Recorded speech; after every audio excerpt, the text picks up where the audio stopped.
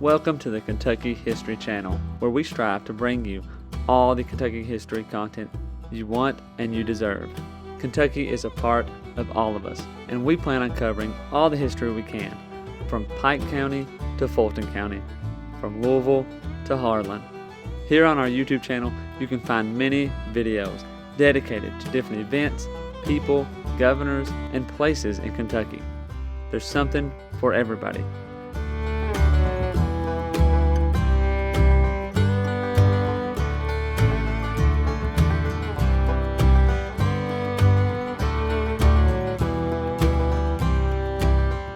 While you're here, if you like the channel, hit the subscribe button and the notification button so you get notified anytime new Kentucky history is available. And if you want to support the channel, we have a Patreon page as well, or patreon.com/kyhistorypod.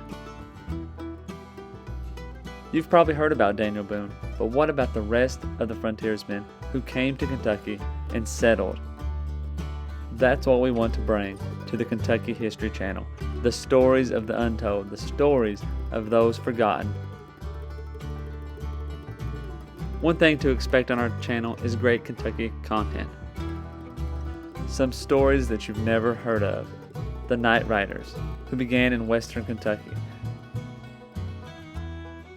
Bloody Monday, the riots in Louisville.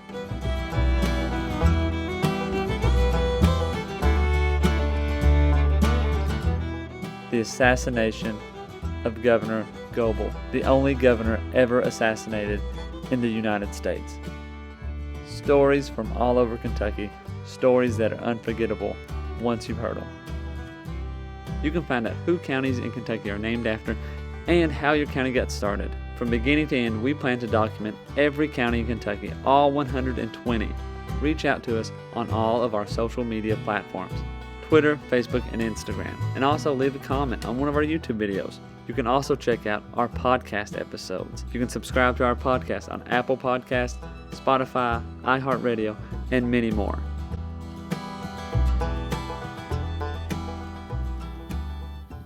Welcome back, everybody, to the Kentucky History Podcast. I'm your host, Jameson Cable, and we got some more War of 1812. So our War of 1812 specialist is here, David Kirkpatrick. How you doing, buddy?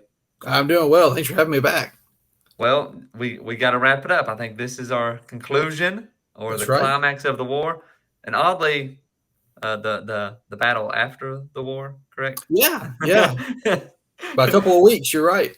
Yeah. So the War of 1812, kind of catch us up. I guess give us a summary of, we started way back at the very beginning, Kentucky's involvement there, and now we're getting towards the end. But quick summary, I guess. Okay. Or long summary if you want. That's fine.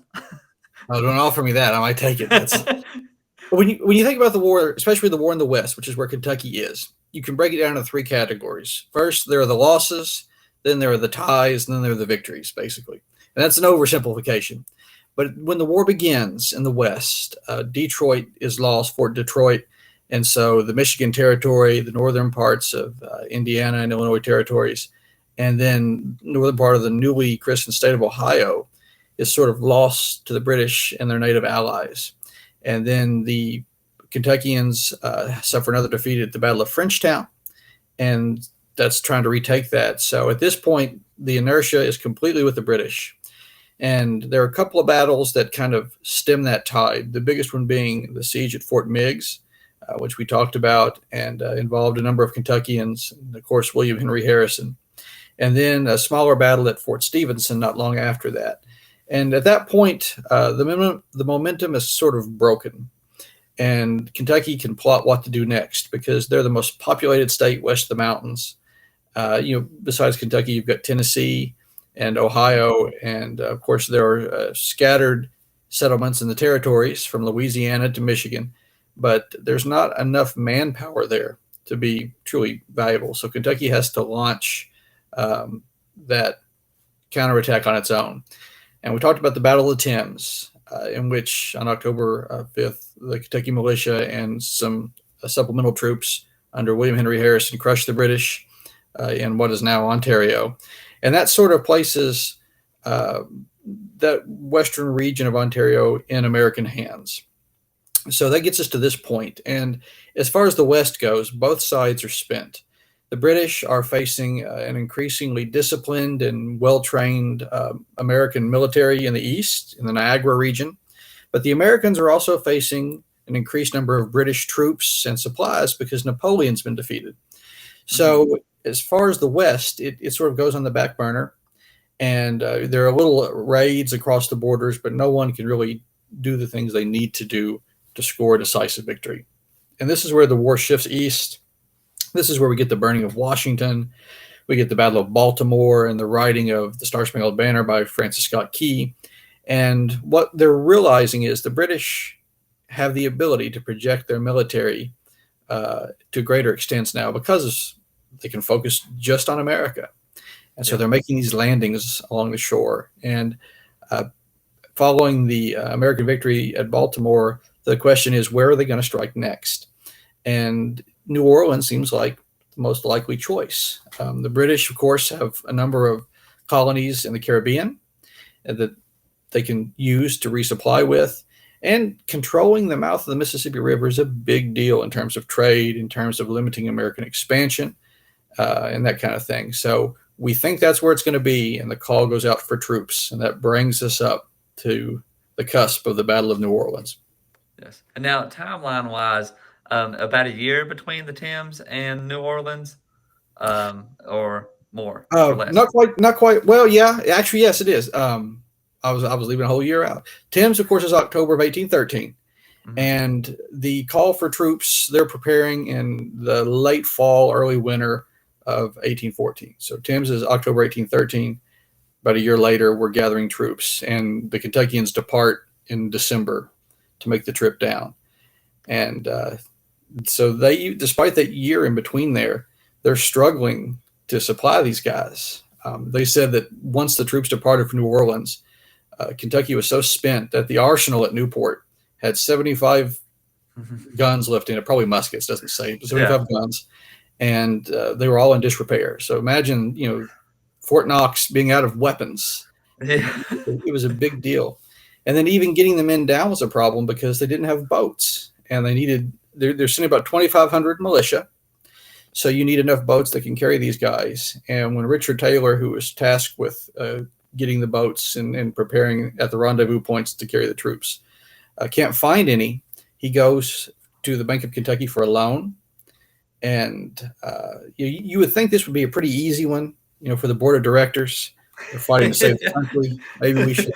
They refuse without collateral to give him the money to buy the boats to get people down the Ohio and the Mississippi. Because if you have a boat that's big enough to carry troops, you've got a boat Hmm. that's big enough to carry produce to market, and you need Yeah. that, Yeah. as a boatman. So people are not willing to just give that up.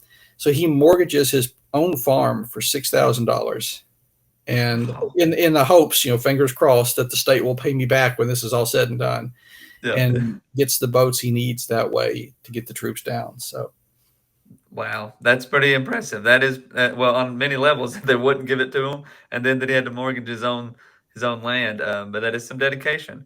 oh Um, yeah, I, I want to throw it back to a point you mentioned. How big? I mean, it's mind blowing to think how big the British Army was during this time. To think that they were fighting, excuse me, they were fighting the French and was heavily involved in that conflict and yeah, fighting in North America. And then once the war with the French ended, their troops just, I mean, they had so many, they just, they were free to do even more. And right, the burning of the Capitol, all kind of big national um, events. And it's one thing that I kind of wonder, why the War of 1812 is looked over so much sometimes, because I mean, the Star Spangled Banner, like you said, right, the burning of the Capitol. I mean, it's a big, big ordeal. And then the other battles, the Thames was a big thing. The Battle of Lake Erie, a big right, event. The New Orleans as well. And that's just the ones in the West. There were plenty of other yeah, battles going on in the East. So just interesting, just some, I guess, side notes. So tell us, um, well, you talk about, I want to bring that up too. You talk about, getting control of the Mississippi River. That was such a big ordeal for Kentucky. I mean, right, you wouldn't think that the Mississippi would really influence Kentucky at any means, but You got the Ohio coming into the Mississippi. That's Kentucky's main highway of transportation as far as goods and services and all those sorts of things, supplies. And then it goes right into the Mississippi. And if the United States doesn't control the Mississippi, Kentucky has nowhere to go, Absolutely. So it was a big ordeal, and this just getting control of it. I know, I believe with the Louisiana Purchase and that sort of stuff, that was the thing that finally freed it up for 100% U.S. control, I guess. So yeah, very much so. And you're right, because in the 1780s, the Ohio River was already, or the Mississippi River rather, let me try that again. The Mississippi River rather was so important to Kentucky that there was a conspiracy, a Spanish conspiracy, and I'm sure you know about it, where Kentucky debates joining the Spanish Empire, because at that point, Spain controlled the Mississippi River, and you've got to get your goods to market if you're going to survive. So this is less than a decade after you fought the British for independence, and we're full of patriotism and zeal. But that idea, at least by a few people, probably not a majority, but by enough movers and shakers to make the history books, that idea of joining Spain was kicked around. So yeah, the Mississippi was so important, and it had only grown, since then. And we thought, as you said, we had remedied the problem. But we had the Louisiana Purchase, we controlled New Orleans and the Louisiana Territory. I mean, we're ready to go. But the British knew that if they could capture it, they're really going to stifle American trade. And what it probably does for you, for British, even if you don't plan to keep it, when you come to the negotiating table, as you're going to eventually, whether it's next week or next year or 3 years from now, having New Orleans is a bargaining chip. Yeah, so big time. Yeah, big time.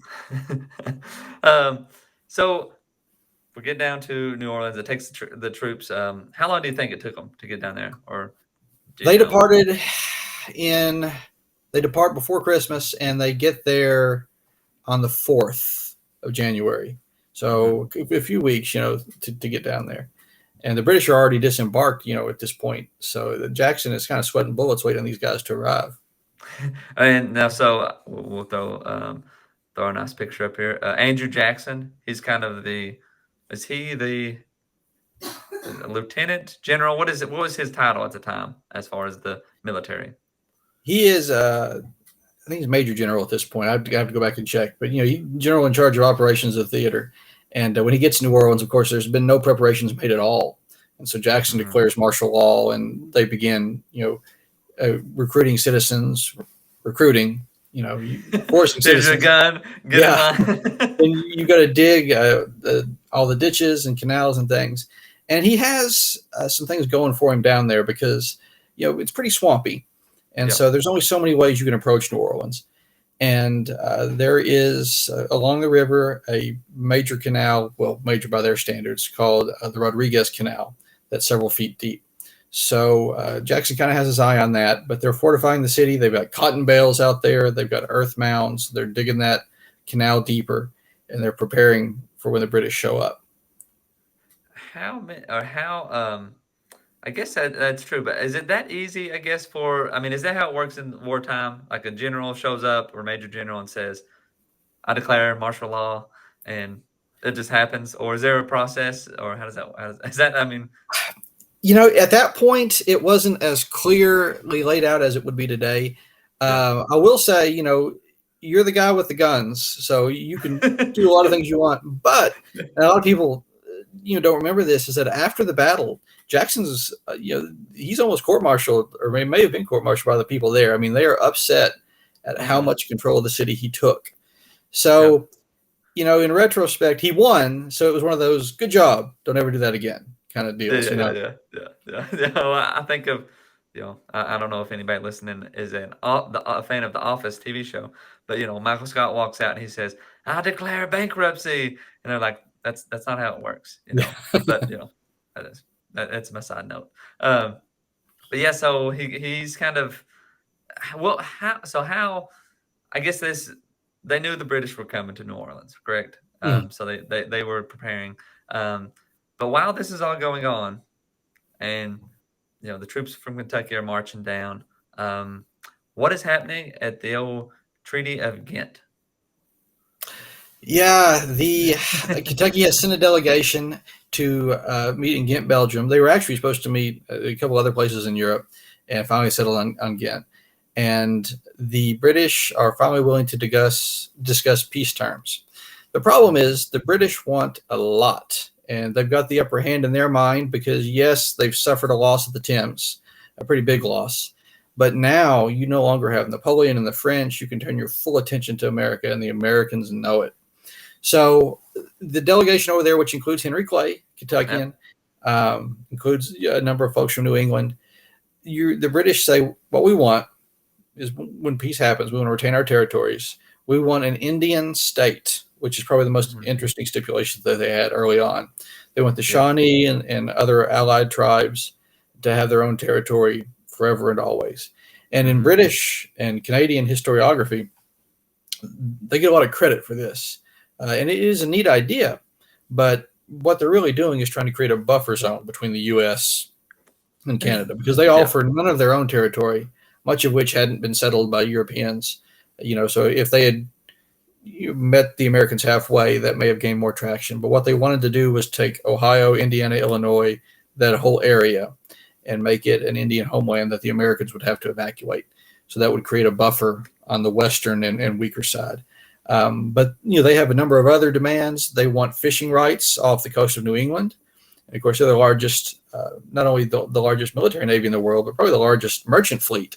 And so that's going to hurt American forces. And of course, they want control of the Mississippi River, which some people in the delegation are willing to consider.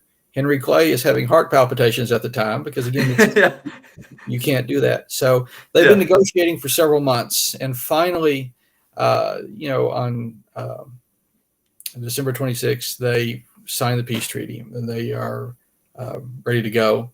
But it takes several weeks for that information to make its way back across the Mississippi or across the Atlantic Ocean to the U.S. So as far as both sides know here, the war is still going on, and they're gearing up for what they think will be the next battle, and probably a series of battles. Yeah. Well, some of those, I mean, they're asking for a lot. I mean, control of the Mississippi River. I mean, which I guess it does make a little bit more sense that if I think about it, if they're up in the Canada region, getting to the Mississippi, that makes sense that they would want to get to that point to sell their goods out and so forth. But I just, it's a lot to ask for. It's a lot. And then the territory, the fishing one, or being so were they saying like Americans couldn't fish off of that area, or was it just that they were the dominant? They would have rights in that area, yes. I think it would be hard to draw like a solid line that you couldn't cross, but yeah, that would be their area. So they would force sort of New England out of their main occupation at that point. Yeah. So yeah, they were pressing economically, geographically, in any way they can to hem in the American economy and westward expansion. Yeah, and they're like, we want to control the Mississippi. And Henry Clay probably, whoa, boys, let's think about this.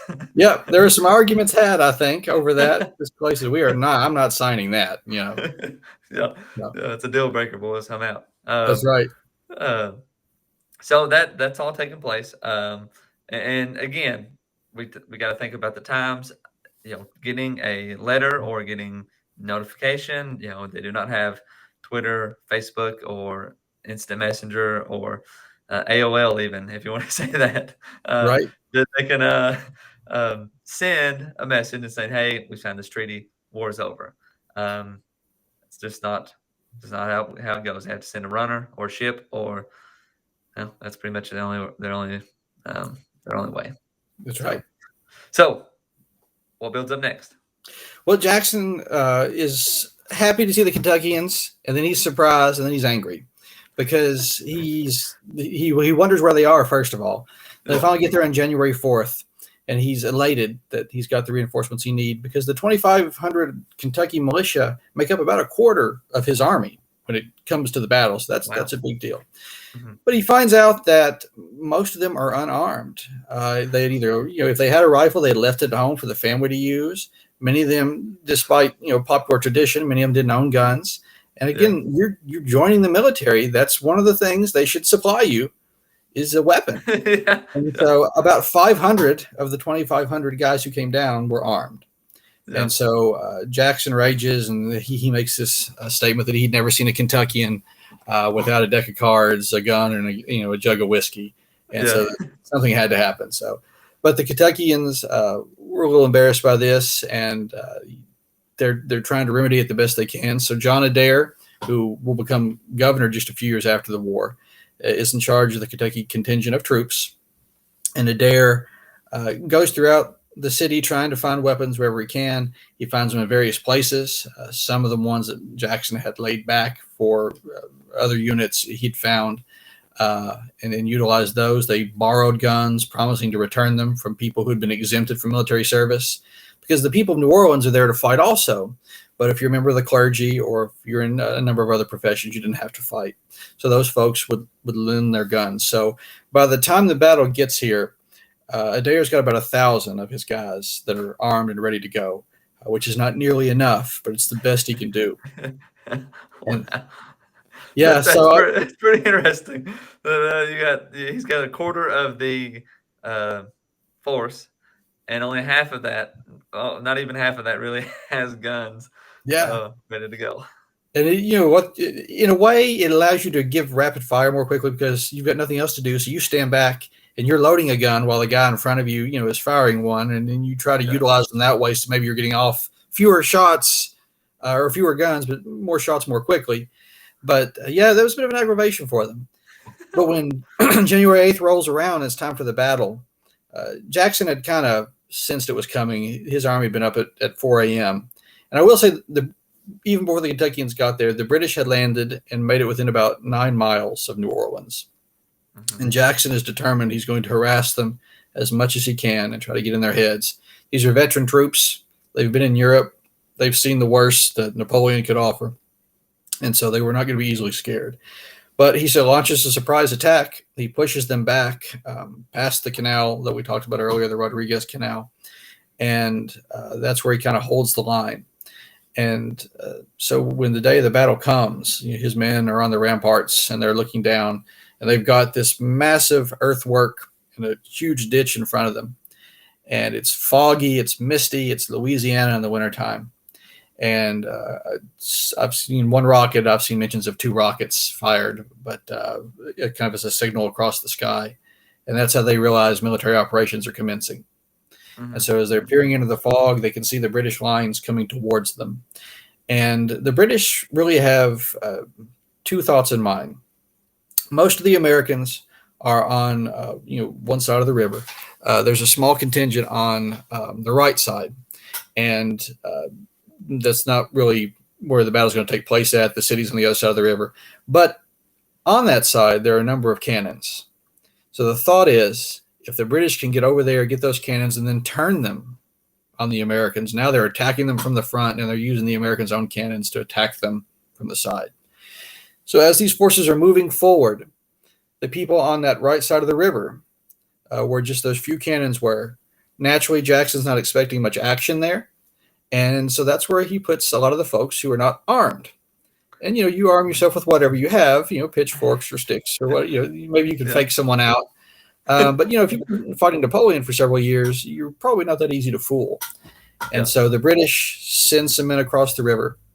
They land them. There's a number of Kentucky militia there, and there's a number of Tennessee militia, Louisiana militia. And the British are not fooled. They concentrate their fire. And, the few folks there who had guns try to hold off as fast or as much as they can. But they're eventually forced to fall back. And that side of the river collapses. Because, the British overrun them. They realize they're lightly defended. And, the plan, of course, is to turn the cannons on the Americans. But that doesn't actually pan out for the British. They're unable to do that because the battle ends so quickly on the other side. And what happens in the main thrust of the battle is the British realize they've got to cross an open field, then they've got to cross this ditch, and then they'll have to cross the earthworks to get into where Jackson and his men are. And they prepared ladders for that purpose. The problem is they forget them, believe it or not. And so now to cross that ditch, you're going to have to claw up the other side while people are shooting at you. So they're marching forward. There's some confusion in the ranks. And of course, a lot of these guys are firing on the American side are firing muskets, but there are a number of riflemen and sharpshooters. And militia, from the Revolution up through the War of 1812, always fight better when they have some sort of defense in front of them. When they can be behind an earthwork, or if they're in a wooded area, they can take their time, they can aim. They're much more effective. And that's exactly what they've got here. Yeah. The British are forced to fall back. They charge again a second time and a third time. And they're simply not able to breach the rampart. There are times where they're actually down in the ditch, and the Americans are leaning forward trying to fire over on them. So they're that close. And there's an old song from probably the 50s, I guess, that Johnny Horton wrote called "The Battle of New Orleans," and it's kind of hokey and it's funny. But in the song, it talks about the British running. That's not at all what happened. The British actually acquitted themselves very well, and even though they don't win the battle, the bravery they showed, not just the average guy in the ranks, but that their command structure showed, was pretty impressive. Because Edward Pakenham, who was the general overseeing the battle, as well as a number of his senior staff, lose their life because they're in the middle of this thing with their men. But by the time it is over and the dust begins to settle, Jackson had said it reminded him of the Day of Judgment, what he'd always heard about the Day of Judgment, because the people who were wounded, when you walked by, he would see hands come up out of the masses reaching for water, for help. Oh, wow. Yeah. So talk about just a horrible experience.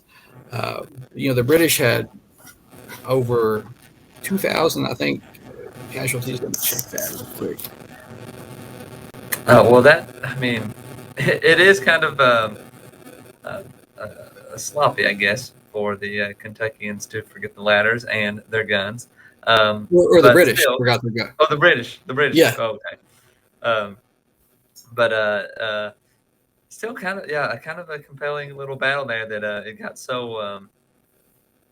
I guess. Well, all battles, all wars are quite gruesome and so forth. But that even the British were fighting their hardest. And I imagine, I think about the British Army, and it seems like they're involved in a lot of wars that are in different countries and so forth, and they truly are fighting for the king, or whatever. It's to my view, America is fighting for their land in this battle.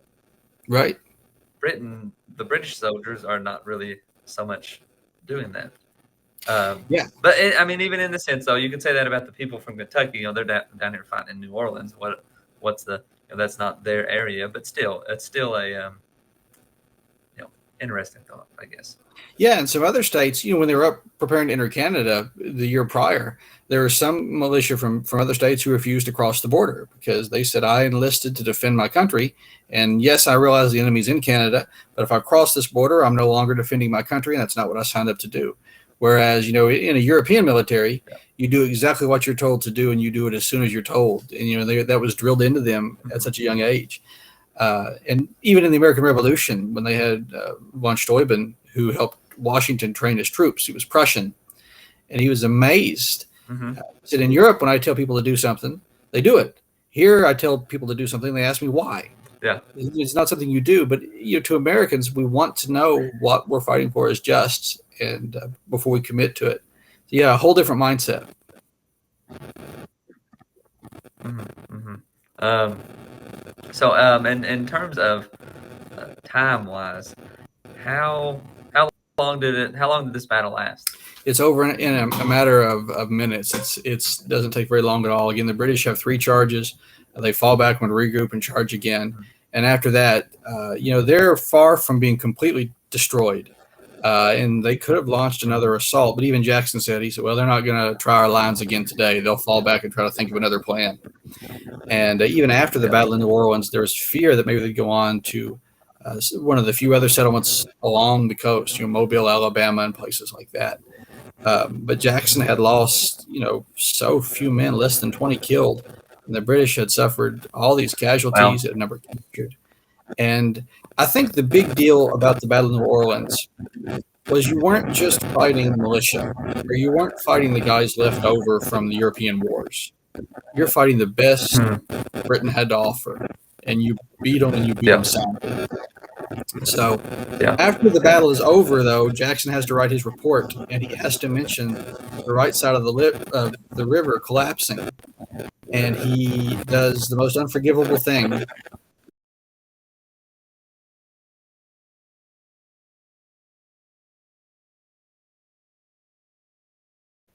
Come on, Jackson. I mean, he's already attacking Henry Clay all the time anyway, politically, and you're gonna throw a jab like that. Kentucky. Yeah, and this didn't help any. So, when Clay runs for president later, and, the corrupt bargain they call it, where he throws the support behind John Quincy Adams. Yeah.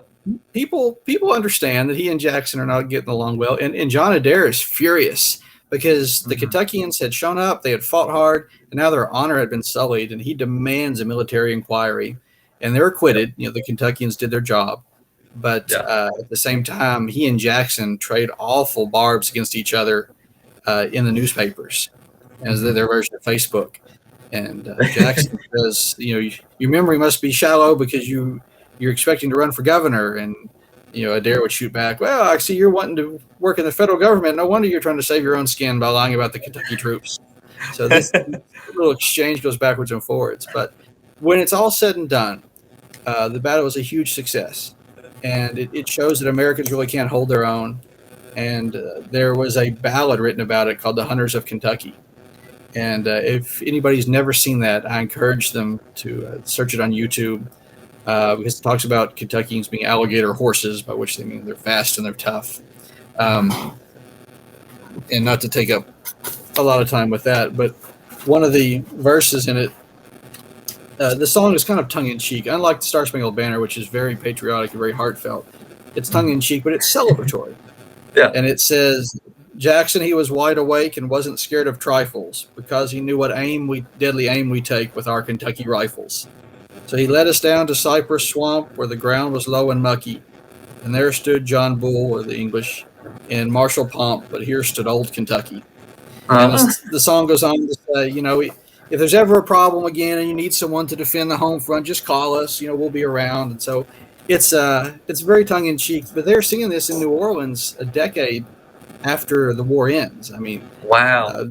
Kentucky really got its reputation enhanced at the Battle of New Orleans. Yeah. And, of course, they weren't there alone. A number of Tennesseans there, a number of Louisiana. Everyone knows that there were pirates there. Jean Lafitte was commanding his guys there. But Kentucky really proved they were in it to the end. And, after the Battle of New Orleans, there's talk about another campaign. It never comes to pass, of course.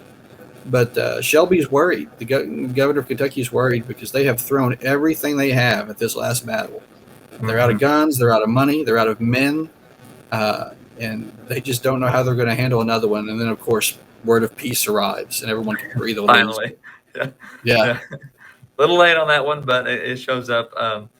It is a good testimony, I guess, for Kentucky. And on that note to say, which we mentioned this before, this was kind of became the era of like Henry Clay and Kentucky prominence, I would say, up until the next 40 years, I guess would be. Yeah. Kentucky was a big time player in the national political scene, and you had Henry Clay, who was basically the head of that, and so forth. Now, did you mention? I know we got cut up a little bit. Gabriel Slaughter, his involvement. Yes, Gabriel Slaughter. I did mention him. He's commanding a unit of Kentucky Militia, Colonel Slaughter, and so he's there, and he's on the left wing with the rest of the Kentucky Militia. So he's on the left side of the river on the left wing, if that makes sense. But they see his men. See a lot of fighting, and when the British come straight towards the earthwork, and survives it, makes it back, and of course, like so many people, that enhances his career later on because you've shown you're brave, you're shown you're willing to sacrifice. So. Now, you said he was on the left side, and let me see if I'm getting this straight. So on the right side was Adair, correct? On the whole battle, right? Yeah, Adair's in command, so he's sort of behind where Slaughter is. So most of the Kentucky militia is lined up on the left wing. And I'm going to talk about the side of the river where the majority of the fighting took place. There's a small contingent that's on the other side of the river that collapses.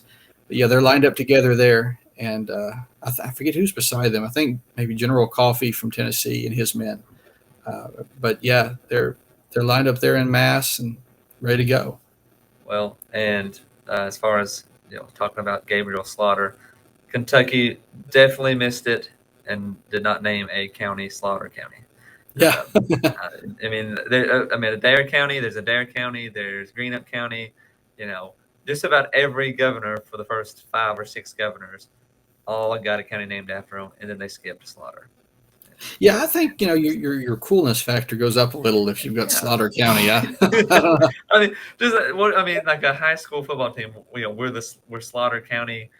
I don't know. You could be anything. Slaughter County Dogs and then Generals.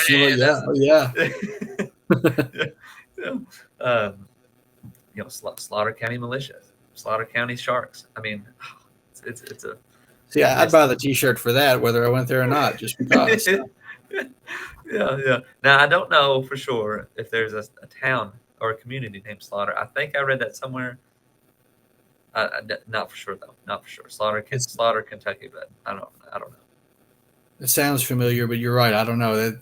If not, that needs to be next on the agenda when the legislature convenes. I think. So there's no picture of Slaughter too, and I think he was the 7th governor. I think because you had Adair. Adair would have been Madison would have been 6th. Yes, Adair 7th, then Slaughter 8th. Slaughter 8th, yep. And then Desha 9. Anyway, that's another episode of governors. But yeah, so overall though, this is probably like you said, a big moment for Kentucky as far as that. We know Jackson kind of threw him under the bus a little bit. But overall, the morale is pushing. I think it, like you said, it lifts up Kentuckians and I guess their fighting spirit. So as a whole, the War of 1812 and its effect on Kentucky, I mean, we might have already summed it up a little bit. What in your words, what would you say the overall goodness of it was, or negative, if there's negative as well? That's the great debate in this type of history, because when you look at a map when it's all said and done, you don't see any changes. There are a few changes along the border with Canada, not a whole lot, and they tend to be fairly minuscule. The British dropped their request for an Indian state. The U.S., of course, keeps control of the Mississippi River. Impressment had ceased before the war began. And so I think the biggest thing for Kentucky is it really brings Kentucky out of that early era of they weren't pioneers any longer by the time frontiersmen to some degree, but it allowed for settlement. It allowed for the arts to flourish. For the Shawnee, who suffered dreadfully during the war, when Tecumseh's killed. That power is broken from them. That confederacy they had formed falls apart. Those that remain move west to the Mississippi River. And that happens with most tribes that are residing in the old Northwest, so Indiana and Illinois. So the result of the war directly for Kentucky is it keeps the Mississippi River open. And Kentucky becomes, a huge leader in hemp and for making rope, and a number of other commodities they could flow down the river, where that had seemed in doubt just a couple of years before. And it also propels them in national prominence. We mentioned, Richard Johnson ends up being vice president. Henry Clay, becomes a senator, and he's already in politics, in the House. And he's already served as senator at one point, but going in for someone. But he runs for president 5 times and has a legitimate shot at it, each time. And that reputation is all tied to this era. So, if anything, it made Kentuckians more patriotic. It showed that America could stand on her own. It showed that Kentucky had done her part. The only conflict before this had been the Revolution. And Kentucky had kind of been on the peripheral, had been on the edge. But now they had shown themselves a valuable part of the fabric that makes up America. And I think that was true throughout the country. Mm-hmm. Well, I think It's the best way to say it, because it did, like you said, it leads to kind of you could say a Kentucky Renaissance, I guess, if you want to put it that way, Yeah. for many decades. Well, that's a pretty good summary of the war, I guess, in general, the effect of Kentucky, and the men that served, and so forth. I mean, a lot, like you said, of Kentuckians really participated and showed their patriotism. A lot of the people that fought in those wars have been given county names, became Yeah. governor, vice president, like you said. I mean, Henry Clay didn't fight in it, but he definitely gained merit from the events, and so forth. I mean, he went and signed, was part of the peace delegation. That's a pretty big Yeah. a deal. The Um, driving force for the declaration of war, and then a driving force for peace afterwards. that's very true. And I mean, gosh, we could do a whole podcast episode on him. Um, Oh yeah. yeah, and I mean, we have a video of him on the YouTube channel too. Um, but anyway, there's a lot that can be said, and I just really want to say thank you for the listeners. Thank you from the listeners for you coming on and talking so much about this. I mean, I've learned a bunch just listening and to the knowledge that you've got about this, which you have written a book. Remind people you can get the book and get even more details about the War of 1812 in the West and Kentucky's involvement. But it's been good. I've enjoyed every chat, and I kind of stinks that there's not another. You sure there's not another battle we could maybe pick out somewhere and talk We'll see about? what we dig up somewhere, but no, I agree because I never get tired of talking about it, and I appreciate you having me on. I appreciate your listeners hearing me out because the whole purpose behind the book was I never knew any of this. And I mean, you knew the basics. Everyone knows the 6 or 7 facts that all Americans know about the War of 1812. Battle of the Thames, burning of the Yeah, Capitol. but to realize the role that Kentucky played, when the more I found out about it, I was amazed at what our state contributed. And so that's what led to the project. So yeah, I could talk about it forever because it's a sacrifice that, with so many things that have happened since then, I think we've maybe overlooked. But it's something that, as Kentuckians, it's worth remembering. Yeah, I agree wholeheartedly. And that's one thing the channel, the podcast is trying to get out there, is all that good. I mean, Kentucky history the good and the bad Kentucky history that helped shape the nation, man. And it helped That's shape right. the United States and the state, obviously, as well.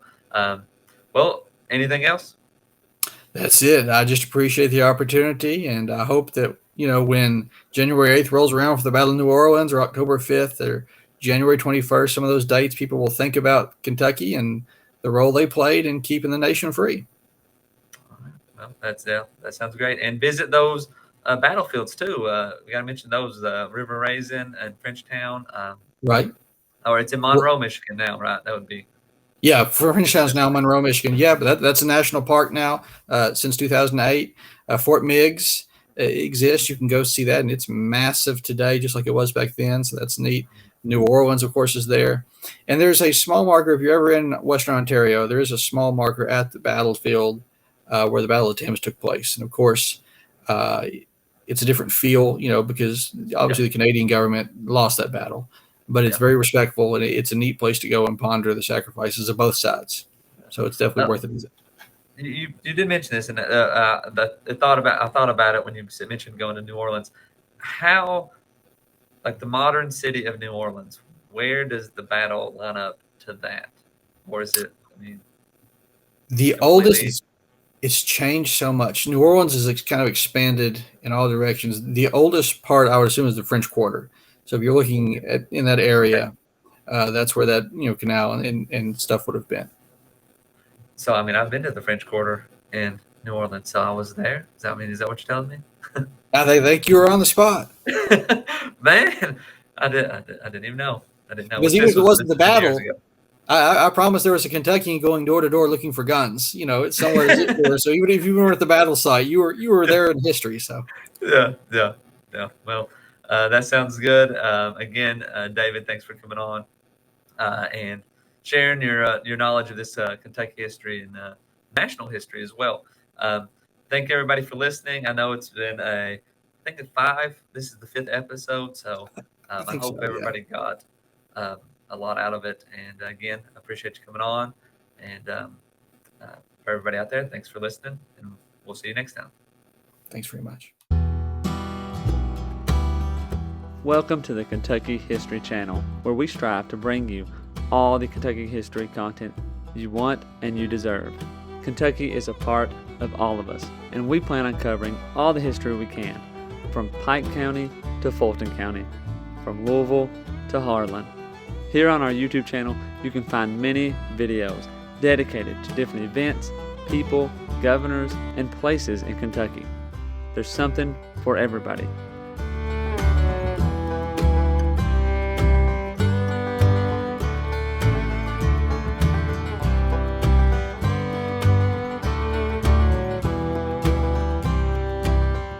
While you're here, if you like the channel, hit the subscribe button and the notification button so you get notified anytime new Kentucky history is available. And if you want to support the channel, we have a Patreon page as well, or patreon.com/KYHistoryPod. You've probably heard about Daniel Boone, but what about the rest of the frontiersmen who came to Kentucky and settled? That's what we want to bring to the Kentucky History Channel.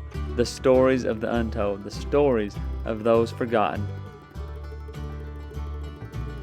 One thing to expect on our channel is great Kentucky content.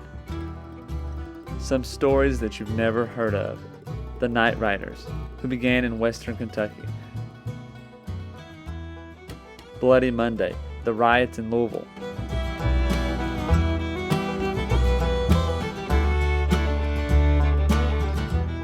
The assassination of Governor Goebel, the only governor ever assassinated in the United States.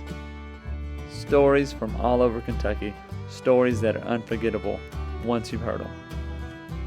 You can find out who counties in Kentucky are named after and how your county got started. From beginning to end, we plan to document every county in Kentucky, all 120. Reach out to us on all of our social media platforms. Twitter, Facebook, and Instagram, and also leave a comment on one of our YouTube videos. You can also check out our podcast episodes. You can subscribe to our podcast on Apple Podcasts, Spotify, iHeartRadio, and many more.